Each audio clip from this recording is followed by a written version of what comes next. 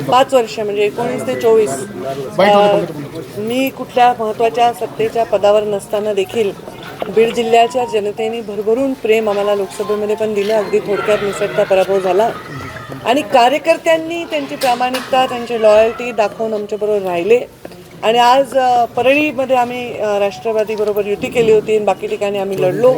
आता माझ्या मते गेवराई आमची डिक्लेअर झालेली आहे. अंबेजोगाईमध्ये आम्ही आघाडी केली होती ती डिक्लेअर झालेली आहे आणि बाकी ठिकाणी अगदी तस्सल चालू आहे.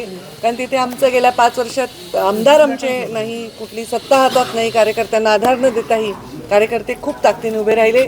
दिसट्टा पराभव मला वाटतं आमचा धारूरमध्ये झालेला आहे आणि आता बीड आणि अजून कुठलं राहिले माजलगावचं काउंटिंग अजून चालू आहे.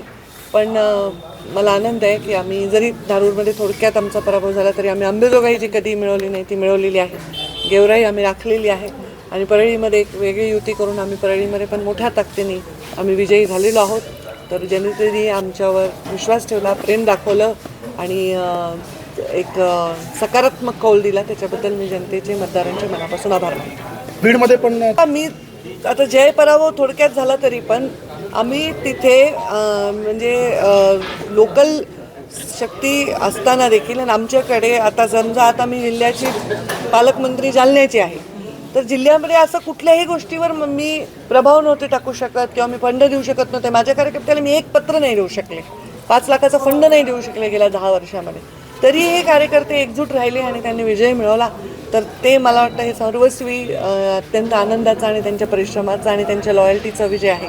आणि बीड जिल्ह्याचे लोक हे आमच्यावर भरभरून आशीर्वाद देत आहेत हे याच्यातून सिद्ध होतं. भाजप देशात 1 नंबरचा पक्ष आहे, राज्यात 1 नंबरचा पक्ष आहे आणि भाजप 1 नंबरचाच पक्ष राहील. भाजप 1 नंबरचा असल्यामुळे विकास 1 नंबर होईल आणि जनतेला चांगले भविष्यामध्ये दिवस देण्यासाठी आणि वर्तमान चांगला ठेवण्यासाठी भारतीय जनता पार्टीचं योगदान देशामध्ये राज्यामध्ये अगदी गावाखेड्यामध्ये आहे. विरोधकांनी टीका देखील केली. मी टीकेकडे पाहतच नाही.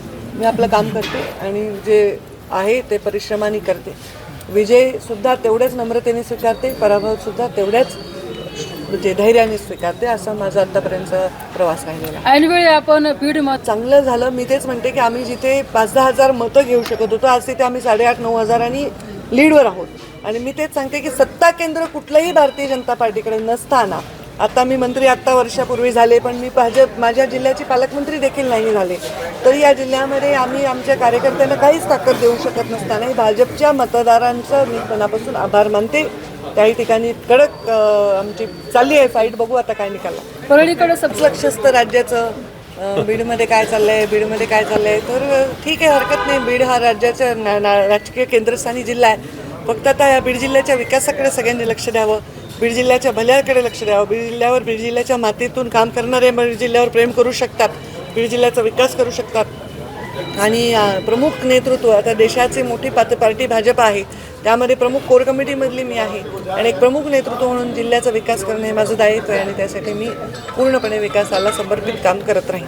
ताई तुम्ही जिल्ह्यात आनंद वाटतो की ज्या पद्धतीने मतं आम्हाला मिळालेली आहेत. विजय थोडा एखाद्या ठिकाणी कमी जास्त झाला असेल पण जी मतं आम्हाला मिळाली त्याबद्दल मी खूप खूप सगळ्या मतदारांचे आभार मानतो.